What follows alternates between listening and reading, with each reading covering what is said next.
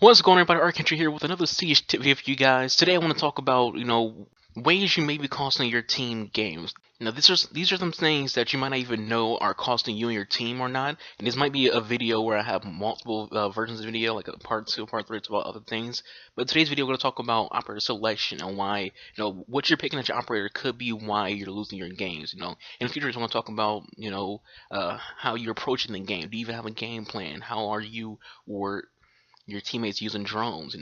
So those are some things that you can ask yourself to figure out, what is the reason that your team is losing games. Because Siege isn't all about, being the best at anything. It's all about putting things together and that working out over whatever your opponents are doing.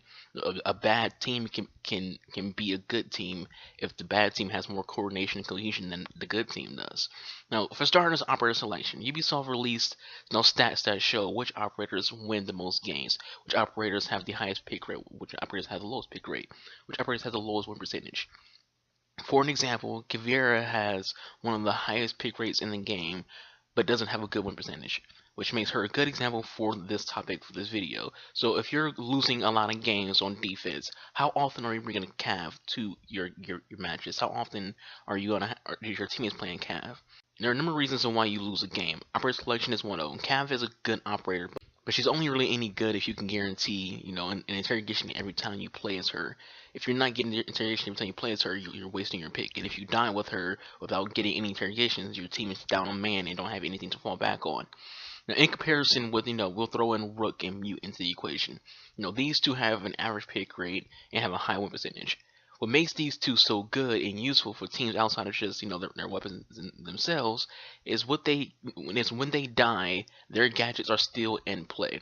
What that means is when a character dies, you can still use their gadget to be effective. Rook can die, but 4 other players have extra armor because it has plates. Mute can die, but no drones are able to get to the objective room. No walls will get destroyed by Thermite or Hibana. They're dead, but their gadgets are still in play, still affecting the match, regardless of them not being there. Cav dive, you just have a man down. There is no. Well, her ability is still in effect. Cav is not, going to dictate, whether or not you can or can't win a match when she's dead. I've literally won matches where, I've been down to 10% health and I live because of the Rook armor. Look at Pro League. Watch the live streams. You'll notice which operators pro teams tend to play and tends to not play. Cav's one of those operators you rarely see in a Pro League match. Now, I'm not picking on Cav, just using her as an example because she really is a really good example. She's a very popular pick. She's fun to play as, and people see what elite players do with her on YouTube and Twitch, and they want to copy that. But ask yourself, how often do you win games when someone has a Cav, or if you're playing Cav? Because Cav does have a lower percentage. So that means that even though she's getting picked a lot, she's not winning a lot. So that means people are playing her so much, but not getting anything out of her whatsoever. These same things can be said about Pulse, Vigil, and even Doc, though between Pulse, Cav, Vigil, and Doc, Doc is the most useful because he can heal other people. But like those, once he dies, his ability is gone forever, and he's just another man dead. But even Pulse, though not as oftenly picked and doesn't have as good of guns as Cav, is a more consistent pick over Cav because, Pulse can give you a constant, location to where your opponents are. Cav can only tell you which one's at if they see on the drones or if she gets interrogation. Outside of that, she's kind of just useless. Going over to the attacking side, maybe your team always has an Ashe or always has a Jackal. How often are you losing those games?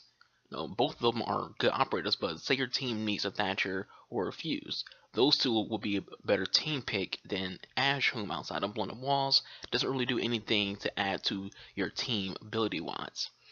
Who aren't you bringing to your games? Are you losing because drones are a problem? Are you and your squad not bringing a Mute? Are grenades an issue? Is no one playing Jaeger? Think about what is oftenly causing your team to lose, and then see what operators you aren't bringing that could counter that problem.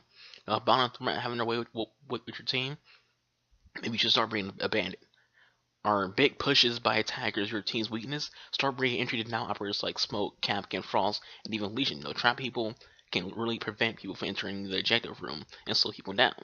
Things like this could dictate winning and losing. Throw in communication. Throw in, how you're using your drones. If you're not communicating, your team isn't doing good callouts, you're not even going to win.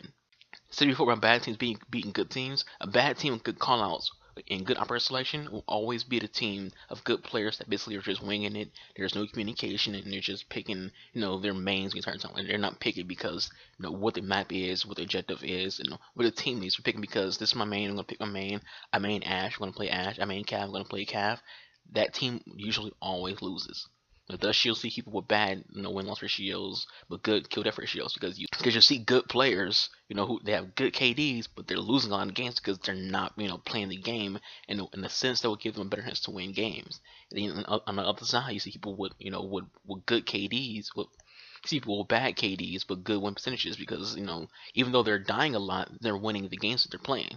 And so there's a lot of things that can go into whether or not you are or aren't losing in Siege.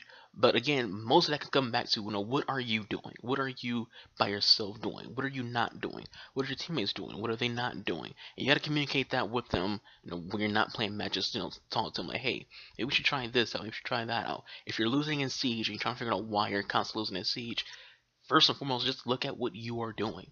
Look at what you're bringing to the game. Playing your main, it's only fun and casual. But if you're playing ranked and you're trying to get to gold, trying to get to platinum, trying to get to diamond, that's gonna matter if you're playing, operators based on, what your team needs, what map you're on, where you're defending, where you're attacking. If you're ignoring all that kind of stuff, you're not going to win games. You're not going to promote to gold. You're not gonna get to silver. You're not gonna get to diamond. You're not gonna get to the higher ranks if you're, still sitting here playing Caveira every time you're on defense. You're not gonna get to gold if you're literally sitting here playing Ashe every single time you're playing ranked. You're not going to get anywhere if you're not communicating, if you're not droning right. There's a lot of things that can dictate winning and losing, but it's not always about, well, my team just has better players in terms of, hey, we can get a bunch of kills. No. I've had games where I've gotten, 10 plus kills and still lost because, regardless of me getting kills, if the other people on my team aren't getting kills and we aren't winning the rounds, who gives a shit? The other team might not have as many kills, but, they're still winning the rounds because they might get that last little clutch. They might get that, might get this. So much can go into winning and losing in Siege. So even something as simple as, who you are bringing to the match with you can dictate whether or not you will or won't win the game. Again, Caveira's not a bad player. She's not a bad pick. She's not a dead pick. You can pick her every now and then, but she's better off if you're a solo player. Cav is good for you if you're a solo player. She's a good solo player pick. But if you're a team of people, you need to be, if you don't know who to play as, ask your teammates, who should I bring? But you should also know in advance that, hey, we don't have this, maybe I should bring this person instead of Cav. Don't always default to picking, these other people when there's someone you might need.